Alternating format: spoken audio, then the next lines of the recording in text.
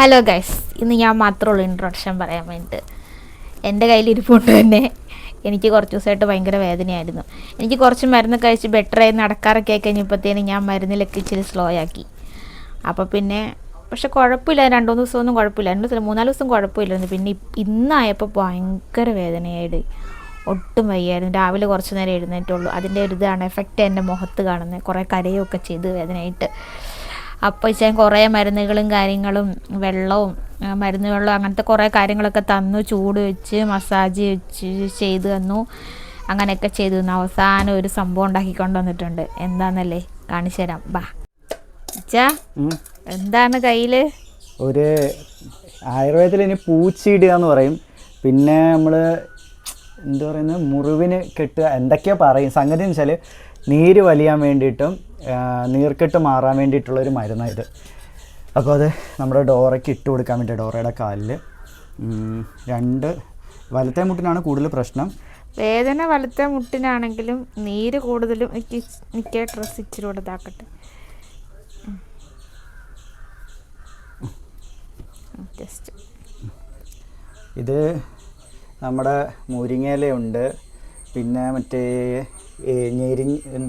എരിക്കിൻ്റെ ഇലയുണ്ട്, വാദം കൊല്ലിയുടെ ഇലയുണ്ട്, പിന്നെ നമ്മുടെ ഡോക്ടർ തന്ന പൂച്ചി ഇടാൻ വേണ്ടിയിട്ട് ഡോക്ടർ ഒരു മരുന്ന് തന്നായിരുന്നു നീര് പറ്റാൻ വേണ്ടിയിട്ട്, ആയുർവേദ ഹോസ്പിറ്റലിൽ നിന്ന്. ഞാൻ അതെല്ലാം കൂടി ഒന്ന് മിക്സ് ചെയ്തെടുത്തു. കാരണം ഇവർക്ക് അത്രയ്ക്കും വയ്യ.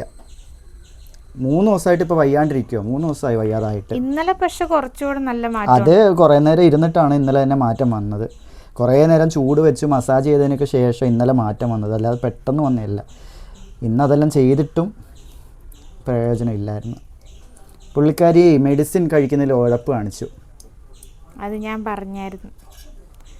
എനിക്ക് കുറഞ്ഞു കഴിഞ്ഞപ്പോഴത്തേനും ഞാൻ കുറച്ച് ഉഴപ്പി. പക്ഷെ അത് ഇത്ര വലിയ പണി പിന്നീടാകുമെന്ന് വിചാരിച്ചില്ല. ഇത് നീർക്കെട്ട് വലിയാൻ വേണ്ടിയിട്ട് ഇതിലെങ്കിലും കുറയണം.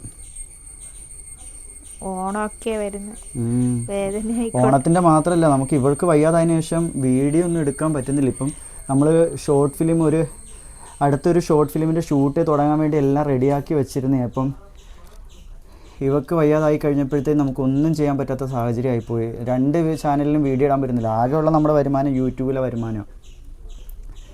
ഇപ്പം ഞാൻ വീണ്ടും അടുക്കള ഭരണം ഏറ്റെടുത്തു. അതൊക്കെ രാവിലത്തെ കാപ്പി ഞാൻ ഉണ്ടാക്കി, ബാക്കി ചോറും കറിയും ഉണ്ടാക്കി. അതൊക്കെ കൊണ്ട് നമുക്കൊന്നും ചെയ്യാൻ പറ്റാത്ത സാഹചര്യമായി. പിന്നെ ഗബ്രൂട്ടനെ ഇപ്പം നോക്കേണ്ട അവസ്ഥയായി. പിന്നെ ചിലരുടെ കമൻറ്റുകൾ കണ്ടു, ഡോറയുടെ ആര്യയുടെയും കോപ്രായ എന്നൊക്കെ പറഞ്ഞിട്ട്. അവർ ഡാൻസ് കളിക്കുന്നത് പോസ്റ്റ് ചെയ്യുന്നതൊക്കെ അവരുടെ സന്തോഷത്തിന് വേണ്ടിയിട്ട്. അവർക്ക് നിങ്ങളെപ്പോലെ ചാടി ഓടത്തുള്ളി നടക്കാനോ നിങ്ങളെപ്പോലെ ആണെങ്കിൽ ചെയ്യാനോ ഒന്നും പറ്റത്തില്ല. അപ്പോൾ അവർ സന്തോഷിക്കുന്ന ആ സമയത്തെ അവർക്ക് അതൊക്കെ ചെയ്യാനൊക്കെ പറ്റത്തുള്ളൂ. പലരുടെയും കമൻറ്റ് ഉണ്ട്. പിന്നെ രമ്യ എന്ന് പറയുന്ന ഒരു കൂതറ, അങ്ങനെയാണ് പറയേണ്ടത് സത്യത്തിൽ. അച്ഛനമ്മ ഇല്ലാത്തവൾ എന്ന് പറയാം, അല്ലെങ്കിൽ തന്തയ്ക്ക് പിറക്കാത്തവൾ എന്ന് വേണമെങ്കിൽ പറയാം. ഞാനിങ്ങനെ പറയുന്നുണ്ടൊന്നും തോന്നരുതേ. നമ്മുടെ കുഞ്ഞിനെ പോലും, കുട്ടിക്കുരങ്ങ്, കുട്ടിത്തേവാങ്ക് എന്ന് പറഞ്ഞ് നമ്മുടെ കുഞ്ഞിനെ പോലും ആക്ഷേപം പറയുന്ന ഒരു സ്ത്രീയാണത്. പിന്നെ ഡോറേനെ ആണെങ്കിലും ആര്യനെ ആണെങ്കിലും മോശം പറയുന്നത്. നമ്മൾ റിപ്ലൈ കൊടുക്കുന്നില്ല. സത്യം പറഞ്ഞാൽ മറ്റു പലരും വന്നവർക്ക് റിപ്ലൈ കൊടുക്കുന്നുണ്ട്. പലരും തന്തയ്ക്ക് വീഡിയോസ് എന്നും കാണുന്നുണ്ട്, നമുക്ക് റീച്ച് കിട്ടുന്നുണ്ട്. എല്ലാ വീഡിയോസും കാണുന്നുണ്ട്. അതിൻ്റെ താങ്ക്സ് ഉണ്ട്. വീഡിയോയും കണ്ടിട്ടുണ്ട്. എന്തായാലും നെഗറ്റീവ് ഇടാൻ വേണ്ടിയിട്ടാണെങ്കിലും കാണുന്നുണ്ട്. പിന്നെ നമ്മുടെയൊക്കെ അവസ്ഥകൾ ഓരോരുത്തർക്ക് പറഞ്ഞാൽ മനസ്സിലാവില്ല. ഇപ്പം ഇവർക്കൊക്കെ എന്ന് വെച്ചാൽ ഒന്ന് പോകുന്ന സമയത്ത് ഒരു വണ്ടി തട്ടിയാൽ മതി ഇവരുടെയൊക്കെ ഈ അഹങ്കാരം തീരാൻ വേണ്ടിയിട്ട്. നമ്മൾ ഒരു 10-40 കൊല്ലം കഴിഞ്ഞ് കഴിഞ്ഞാൽ നമ്മളൊക്കെ കാണും, നമുക്ക് പോലും ഉറപ്പില്ല. ജീവിച്ചിരിക്കുന്ന കാലത്ത് മറ്റുള്ളവരെ വേദനിപ്പിക്കാതെ നമ്മളാൽ കഴിയുന്ന രീതിയിൽ അവർക്ക് നല്ലത് ചെയ്ത് മുന്നോട്ട് പോവുകയാണെങ്കിൽ വരുന്ന നമ്മുടെ തലമുറയെങ്കിലും നല്ല രീതിയിൽ ജീവിക്കും. ഇത് നമ്മൾ മറ്റുള്ളവർക്ക് ദ്രോഹം ചെയ്ത് മറ്റുള്ളവരെ ആക്ഷേപം പറഞ്ഞ് നടന്നു കഴിഞ്ഞാൽ നമ്മുടെ തലമുറയായിരിക്കും അതിൻ്റെയൊക്കെ അനുഭവിക്കുന്നത്. ചിന്തിക്കുന്നില്ല. അല്ല, അത്രയും ഇതാവട്ടെ, വലിച്ചിങ്ങി എടുക്കട്ടെ നീരിനെ മൊത്തം. മുട്ടിരിക്കുന്ന കോലം കണ്ട് 2 മുട്ടും നീരടിച്ചിരിക്കുക. ഈ മുട്ട് മടങ്ങത്തുമില്ല, നിവരത്തുമില്ല, ആട്ടാനും പറ്റത്തില്ല, ഒന്നും ചെയ്യാൻ പറ്റത്തില്ല. മറ്റേത് ഇത്ര ആവുന്നുള്ളൂ. ഇങ്ങനെ എത്ര ഡിഫറൻസ് ഉണ്ട് മടങ്ങിയിരുന്നിട്ട്. അതുപോലെ തന്നെ ഈ കാല് ഉയരക്കുറവും ഈ കാലിന് ഉയര കൂടുതലാണ്. നീളം, അതായത് ഉയരം നീളമൊക്കെ ഒന്നല്ലേ. ഒരിടത്ത് ഞാൻ പറഞ്ഞിരുന്നേ മെഡിസിൻ കഴിക്കാതിരിക്കല്ലേ, മെഡിസിൻ മുടക്കാതിരിക്കല്ലേ എന്ന്. 14 ദിവസം കൊണ്ട് തീർക്കേണ്ട ഗുളിക ഇപ്പോഴും ബാഗിലിരിക്കുകയാണ്. വാങ്ങിച്ചിട്ട് 3 മാസമായി. എന്ത് ചെയ്യാനാ? പിന്നെ പ്രത്യേകിച്ചൊന്നും ഇല്ല. ഇതിലെങ്കിലും നീ മുട്ടം നേരെയായി കിട്ടിയാൽ മതി. മെഡിസിൻസ് എല്ലാം കറക്റ്റായി കൊടുക്കുന്നു, ഭക്ഷണം കറക്റ്റായിട്ട് കൊടുക്കുന്നുണ്ട്. പിന്നെ എന്താ സംഗതി? ഇച്ചിരി നീറ്റിലുണ്ടാവും കേട്ടോ. അതിപ്പോൾ തോന്നുന്നില്ലല്ലോ. കുറച്ച് കഴിഞ്ഞാൽ ചിലപ്പോൾ ഉണ്ടാവും. അത് കുഴപ്പമില്ല. ഇഞ്ചിയൊക്കെ ചേർത്തിട്ടുണ്ട്. എല്ലാത്തിനകത്തും ഇഞ്ചി. ഇഞ്ചി നീർക്കെട്ടിന് നല്ലതാ. ഇഞ്ചി നീർക്കെട്ടിന് നല്ലതാ. കഴിക്കുന്നതിനകത്ത് മൊത്തം ഇഞ്ചി ഇഞ്ചി വേദനയ്ക്ക് നല്ലതാ, അതുകൊണ്ടാണ് തരുന്നത്. ഇഞ്ചി നീര് നല്ലതാണ്. ഇഞ്ചിയും വെളുത്തുള്ളി നല്ലതാണ്, അതുകൊണ്ടാണ് ഇഞ്ചിയും വെളുത്തുള്ളിയും ഞാൻ കഴിപ്പിക്കുന്നതിനെ കൊണ്ട്. പിന്നെ ഇഞ്ചിയല്ല സത്യം പറഞ്ഞാൽ ചുക്കാണ് ഇടേണ്ടത്. ചുക്ക് പൊടിച്ച് ചൂടാക്കി കുറുക്കിയാണ് ഇടേണ്ടത് സത്യം പറഞ്ഞാൽ. അതിന് പകരം ഇഞ്ചി ഉണ്ടായതുകൊണ്ട് ഇഞ്ചി അങ്ങ് ഇട്ട്. ഇതിലെങ്കിലും നേരെ ആയിക്കോണം. ഇനി വേദന എന്നും പറഞ്ഞ് കിടന്ന് കാരാ ഇട്ടതിൻ്റെ ആണെന്ന് തോന്നുന്നു. എനിക്ക് തന്നെ കൈ പോകുന്നുണ്ട്. എനിക്ക് പക്ഷേ ഇല്ലല്ലോ. അത് വേദന ഉള്ളതുകൊണ്ടായിരിക്കും. നീർക്കിട്ട് വലിയട്ടെ. പിന്നെ പ്രധാനപ്പെട്ടൊരു കാര്യം പറയാനുള്ളത്, ഒരുപാട് പേര് നമ്മളെ പോലെയുള്ള ആൾക്കാരെ ഒരുപാട് പേര്, ഇപ്പം എന്നെപ്പോലെ എന്ന് പറയാൻ പറ്റില്ല, ഡോറയെ പോലെയൊക്കെ ഉള്ള, അതായത് ഹാൻഡിക്യാപ്ഡ് ആയിട്ടുള്ള അല്ലെങ്കിൽ അംഗപരിമിതി ആയിട്ടുള്ള ആൾക്കാരെയൊക്കെ ആക്ഷേപിക്കാനും കളിയാക്കാനും കുറ്റപ്പെടുത്താനും തളർത്താനും ഒക്കെ കാണും. പക്ഷെ ആരും തളർന്നു പോകരുത്. കാരണം ഞങ്ങൾ അങ്ങനെ തളർന്നു പോയിരുന്നെങ്കിൽ ഇന്ന് ഞങ്ങൾ നിൽക്കുന്ന നിലയിലോട്ട് ഞങ്ങൾക്ക് എത്താൻ പറ്റില്ല. വലിയ നിലയിലൊന്നും നമ്മൾ എത്തിയിട്ടില്ലെങ്കിലും അത്യാവശ്യം കുഴപ്പമില്ലാതെ കഴിഞ്ഞു കൂടാൻ പറ്റുന്ന രീതിയിലോട്ട് ഇപ്പോൾ ഞങ്ങൾ എത്തിയിട്ടുണ്ട്. അത് ഞങ്ങൾ എത്തിയത് ഈ തളർത്താനും ആക്ഷേപിക്കാനൊക്കെ ആൾക്കാരുണ്ടായിട്ടും തളരാതെ നിൽക്കാൻ ഞങ്ങൾക്കൊരു കഴിവുണ്ടായതുകൊണ്ടാണ്. പിന്നെ മനോധൈര്യം, അവർ വിവാഹം കഴിക്കേണ്ടത് അവരുടെ ഇഷ്ടമാണ്. പിന്നെ പല ചോദ്യങ്ങളും വരുന്നുണ്ട്. എന്തിനാ ഇങ്ങനെ ഒരുത്തി വിവാഹം കഴിച്ചത്? എൻ്റെ ജീവിതം കൂടി കളഞ്ഞു. ഇങ്ങനെ ഒരുത്തി വിവാഹം കഴിക്കാൻ പാടില്ലായിരുന്നു. എന്തൊക്കെ എനിക്കറിയാൻ മേലെ എന്തെല്ലാം അനാവശ്യമാണെന്ന്. നമ്മളിപ്പം നമ്മുടെ ഷോർട്സൊക്കെ കുറച്ച് വൈറലായിരുന്നു. ഇപ്പം ഡോറയും ആര്യയും തമ്മിലുള്ള ഷോർട്സ്, ഞാനും ഡോറയും തമ്മിലുള്ള ഷോർട്സ്, ആര്യയും സെയ്തും തമ്മിലുള്ള ഷോർട്സ്. അപ്പം അതിലൊക്കെ വരുന്ന കമൻറ്റുകൾ കണ്ടു കഴിഞ്ഞാൽ സത്യം പറഞ്ഞാൽ മനുഷ്യപ്പറ്റ് തീരെ ഇല്ലാത്ത മനുഷ്യരുടെ കമൻറ്റുകളാണ് സത്യം പറഞ്ഞാൽ അതിൽ പലപ്പോഴും കാണുന്നത്. എനിക്ക് മനസ്സിലാകാത്ത എന്തിനാണ് നിങ്ങളുടെ ലൈഫിൽ നിങ്ങൾ ഹാപ്പി ആവുന്നത് പോലെ ഞങ്ങളുടെ ലൈഫിൽ ഞങ്ങൾ ഹാപ്പിയാണ്. പരിമിതികളും കുറവുകളും ഒക്കെ ഉണ്ടെങ്കിലും ഞങ്ങളുടെ ലൈഫിൽ ഹാപ്പിയാണ്. ഞങ്ങൾക്കൊരു കുഴപ്പമില്ല. ഞങ്ങൾ സന്തോഷത്തോടെയാണ് മുന്നോട്ട് പോയിക്കൊണ്ടിരിക്കുന്നത്. പിന്നെ ഈ കാണുന്ന നിങ്ങൾക്ക് എന്താ പ്രശ്നമെന്ന് നമുക്ക് മനസ്സിലാവുന്നില്ല. നിങ്ങൾ നിങ്ങളുടെ ലൈഫിൽ ഹാപ്പി ആയതുപോലെ ഞങ്ങളുടെ ലൈഫിലും ഹാപ്പിയാണ്. ആ രീതിയിൽ തന്നെയാണ് ഞങ്ങൾ മുന്നോട്ട് പോയിക്കൊണ്ടിരിക്കുന്നതും. ഇനി അങ്ങനെ തന്നെയായിരിക്കും ഞങ്ങൾ മുന്നോട്ട് പോകാൻ പോകുന്നതും. പിന്നെ എല്ലാവരുടെ ലൈഫിലും ഉള്ളതുപോലെ പ്രശ്നങ്ങളും കുറവുകളും എന്താ പറയുക അറ്റകുറ്റ പോരായ്മകളൊക്കെ നമുക്കും ഉണ്ട്. ഇതെല്ലാം ഞങ്ങൾ ഹാൻഡിൽ ചെയ്ത് ഞങ്ങൾ മുന്നോട്ട് പോകാനായിട്ട് ഞങ്ങൾ ശ്രമിച്ചുകൊണ്ടിരിക്കുന്നത്, മുന്നോട്ട് പോകുന്നുമുണ്ട്. നിങ്ങൾ താങ്ങാൻ വന്നില്ലെങ്കിലും തളർത്താൻ വരാതിരിക്കുക, അത്രേ പറയാനുള്ളൂ. കാരണം ആര്യയും സെയ്തൊക്കെ എന്ന് പറഞ്ഞു കഴിഞ്ഞാൽ തൊട്ടാവാടികളാണ്, ഞങ്ങളെപ്പോലെയല്ല. ചെറുതായിട്ടൊന്ന് തൊട്ട് കഴിഞ്ഞാലും വാട്. അവളെ ആശയം പറഞ്ഞൊക്കെ കമൻ്റ് ഇട്ട സമയത്ത് ഭയങ്കരമായിട്ട് അവൾക്കത് ഫീൽ ചെയ്തിട്ടുണ്ടായിരുന്നു, ഭയങ്കരമായിട്ട് ഫീൽ ചെയ്തു. അപ്പോൾ നമ്മളതൊക്കെ കാണുന്നത് നമ്മൾ തുടങ്ങിയിട്ടുള്ളൂ. അവർ യൂട്യൂബ് ചാനലൊക്കെ ജസ്റ്റ് സ്റ്റാർട്ട് ചെയ്ത് ഷോർട്സ് ഒക്കെ ഇട്ട് തുടങ്ങിയിട്ടുള്ളൂ. നമ്മൾ പിന്നെ തുടക്കത്തിലൊക്കെ ഞാനും അങ്ങനെയൊക്കെ തന്നെയായിരുന്നു. ഞാനും തുടക്കത്തിൽ അങ്ങനെ തന്നെയായിരുന്നു. ഇപ്പം കുറച്ച് നാളുകൊണ്ടാണ് ഞാനും ഇപ്പോൾ ഒന്ന് ബോൾഡായി. ഇപ്പം അങ്ങനെ തീരാൻ പറ്റാത്ത നെഗറ്റീവിന് മാത്രമേ ഇപ്പോൾ റിപ്ലൈ കൊടുക്കത്തുള്ളൂ, അല്ലെങ്കിൽ മൈൻഡ് ചെയ്യാറില്ല. ഇപ്പോൾ ഡോറയാണെങ്കിലും അല്ലെങ്കിൽ ആര്യ സെയ്തോ നാസിയൊക്കെ വിളിച്ച് പറയുമ്പോഴാണ് നമ്മൾ തന്നെ ആ കമൻറ്റ് ഇങ്ങനെ ഒരു കമൻറ്റ് കാണുന്നുണ്ട് എന്നുള്ളത് നമ്മൾ അറിയുന്നത്. ഞങ്ങളിപ്പോൾ മൈൻഡ് ചെയ്യാറില്ല. പിന്നെ നാസിയെ പോലും ചിലപ്പോൾ അനാവശ്യം പറഞ്ഞുകൊണ്ട് കമൻറ്റ് വരുന്നുണ്ട്. എന്തിനാണെന്നാണ് സത്യം പറഞ്ഞാൽ മനസ്സിലാവാത്തത്. നാസിയെ പോലും വെറുതെ ഇടുന്നില്ല, ഒരു കുറവില്ലാത്ത നാസിയെ പോലും വെറുതെ ഇടുന്നില്ല. ഒന്നുമില്ല, ജസ്റ്റ് അവനൊരു ഷോർട്ട് ഫിലിമിൽ അഭിനയിച്ചു അല്ലെങ്കിൽ നമ്മുടെ കൂടെ കുറച്ച് വീഡിയോസ് എടുക്കുന്നു എന്നുള്ളൊരു ഇത് മാത്രമാണ് അവൻ ചെയ്യുന്നത്. അവനെ പോലും വെറുതെ വിടാതെ കുറ്റം പറയുന്ന ആൾക്കാരുണ്ട്. എന്താ റീസൺ നമുക്കൊന്നും അറിയത്തില്ല.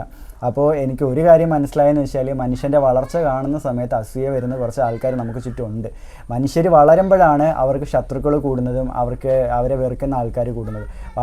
വളരാത്ത ആൾക്കാർ ആരും അറിയുന്നില്ല. അപ്പോൾ വളരുമ്പോഴാണ് ഏറ്റവും കൂടുതൽ പ്രശ്നം ഉണ്ടാകുന്നതെന്നുള്ളത് എനിക്ക് മനസ്സിലായി. അപ്പോൾ അത് അവരുടെ പോരായ്മയായിട്ട് കണ്ട് നമ്മളതങ്ങ് വിടുകയാണ്.